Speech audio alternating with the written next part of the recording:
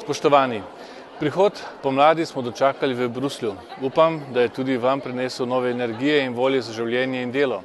In še en lep prazničen dan zaključuje ta delovni teden, to je materinski dan. Drage matere, moj poklon ob vašem prazniku. Opravljate najlepše in po drugi strani najodgovornejše poslanstvo. Kot zanimivost naj dodam, da je materinski dan tukaj v Belgiji praznujejo drugo nedeljo v maju. V tem tednu je bilo dogajanje na evropski ravni zelo živahno. V parlamentu smo imeli mini plenarno zasedanje, nadalje poteka vrh Unije, ki se ga udeležujejo predsedniki držav in vlad, in kadar je ta dogodek, je vselej zelo živahno, mnogo protestov, tudi nasilja, včasih vlada kar prometni kaos, tako je tudi tokrat. No, ena od tem Evropskega sveta bo sprejem pakta za evro in oblikovanje stalnega mehanizma za stabilnost evroobmočja. Gre za ustavne spremembe. Poslanci smo oblikovanje mehanizma podprli, saj je pomembno za dobro delovanje evroobmočja. Hkrati pa je veliko poslancev izražalo ogorčenje, ker bo mehanizem deloval po medvladnem sistemu, po medvladni metodi torej. To pomeni, da so ključni akterji države oziroma vlade, ne pa tudi Evropski parlament. Sicer je komisija že lani septembra pripravila sveženj 6 zakonskih predlogov o gospodarskem upravljanju. Po mojem mnenju morajo biti ti zakoni temelj prihodnjega gospodarskega upravljanja v Uniji.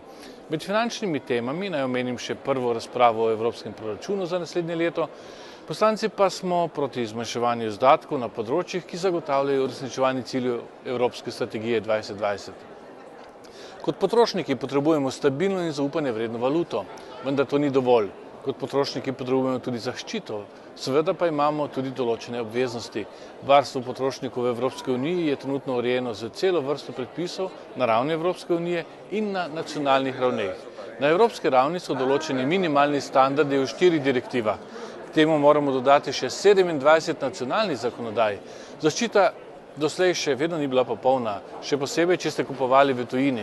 Nova pravila o varstvu potrošnikov bodo vključevala nakupe doma in v tujini. Zajemala pa bodo tako prodajo v trgovini, kot tudi po telefonu in spletu. Med drugim bo urejala še dostavo, pa že omenjena popravila, menjave, razdrtje pogodb in tako naprej. Predpisi bodo načeloma enaki za celotno Evropsko unijo, zaradi boljše zaščite potrošnikov pa bodo imele države delno proste roke. Tako bodo lahko na posameznih področjih ohranile višje standarde, če bodo želele. Precej razburkana razprava se je nanašala na pravice delavcev imigrantov. Razpravljali smo o dopolnitvi direktive o enotnem dovoljenju. To pomeni, da bi imeli delavci iz tujine enake pravice kot zaposleni v Evropski uniji. Enake pravice glede plačila, odpuščanja, zdravja in varnosti pri delu. Po mnenju parlamenta je k temu treba dodati še enake pravice glede delovnega časa, pa dopusta in socialne varnosti. Predvsem pa je treba poenostaviti postopke za pridobivanje papirjev.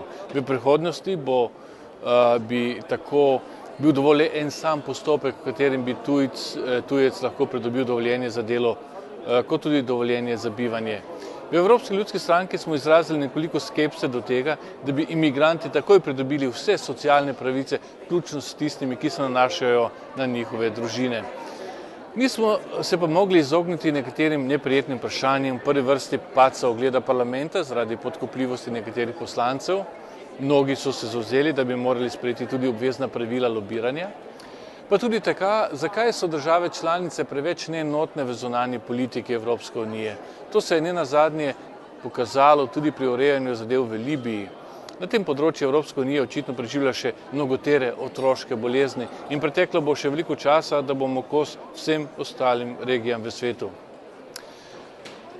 Toliko za danes, zahvaljujem se vam za vašo pozornost in vas lepo pozdravljam iz Bruslja.